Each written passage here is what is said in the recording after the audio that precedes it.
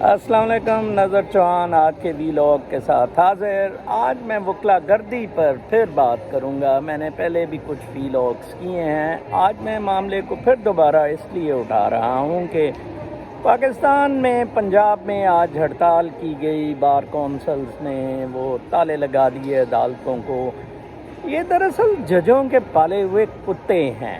یہ پالے تھے جسٹس افتخار نے مشرف کے پر غور کرنے کے لیے، اب یہ آؤٹ آف کنٹرول ہو گئے ہیں، اور مجھے بہت دکھ ہوتا ہے پاکستان کی عدلیہ پر کہ وہ ان کو کیوں پٹا نہیں ڈال سکی۔ آپ دیکھیں، میں بارہا کہہ رہا ہوں کہ دنیا کی کسی ملک کا بتا دیں پارلیمنٹری سسٹم میں کہ جہاں وکیل جو ہے وہ after the elections M P A senator کے لا پریکٹس بھی کر سکتا ہے۔ کیف سعید ابھی ٹنیزیا میں آپ نے دیکھا ہے کہ وہ لا پروفیسر ہے، اس کے پاس بار کا لائسنس بھی رہا ہے، لیکن وہ تو پریکٹس نہیں لا کرتا ہے۔ یہ بڑی عجیب و غریب قسم کی بات ہے کہ سینیٹر جناب صاحب، وہ آپ اس کو دیکھیں، اعظم نذیر تارڑ، وہ ایک باقاعدہ پارٹی کا سینیٹر سینٹ میں لایا اسی لیے گیا۔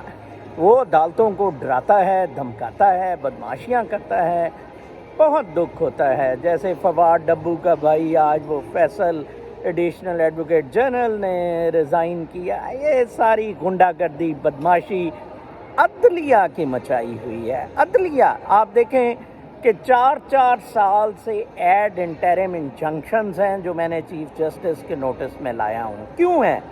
ان وکلا کی وجہ سے۔ ان کتے حرام زادے وکلا نے گھروں کے پر قبضے کیے ہوئے ہیں اور لینڈ مافیا کے ساتھ ملے ہوئے ہیں۔ یہ وکلا ایم پی اے، ایم این اے، سینیٹر بنتے ہیں تو ان کو وکالت بند کریں ان کی۔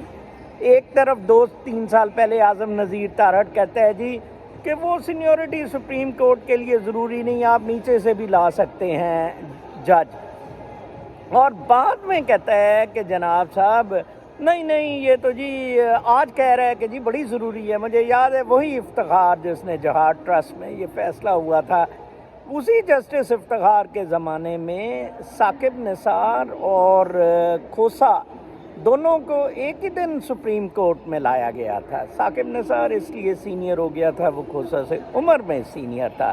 دونوں ایک ہی دن لاہور ہائی کورٹ کے جج بھی بنے تھے، اور عمر کے حساب سے ثاقب نثار سینئر ہو گیا تھا۔ یہ بہت گند ہے، بدماشیاں ہیں۔ اچھا، اس وقت ثاقب نثار اور ان کے اوپر چیف جسٹس ہوتا تھا جس کو برقرار رکھا گیا، تو لہٰذا یہ ساری بدماشیاں، غنڈہ گردی، مادہ پرستی کی ہیں۔ عدلیہ کا بہت زیادہ قصور ہے پاکستان کو تباہی اور بربادی پر لچانے کے لیے۔ وکلا ان کا اعلیٰ کار بنتے ہیں، جیسے جسٹس قاضی فائز اسحاق کے اعلیٰ کار بنے ہوئے ہیں، تو یہ پاکستان کے لیے بہت عذاب ہے۔ اور میں ہمیشہ کہتا ہوں کہ نہ تو ڈیموکریسی میٹر کرتی ہے، نہ ڈکٹیٹرشپ میٹر کرتی ہے، نہ کمیونزم میٹر کرتا ہے، کچھ نہیں میٹر کرتا، کوئی مذہب میٹر نہیں کرتا۔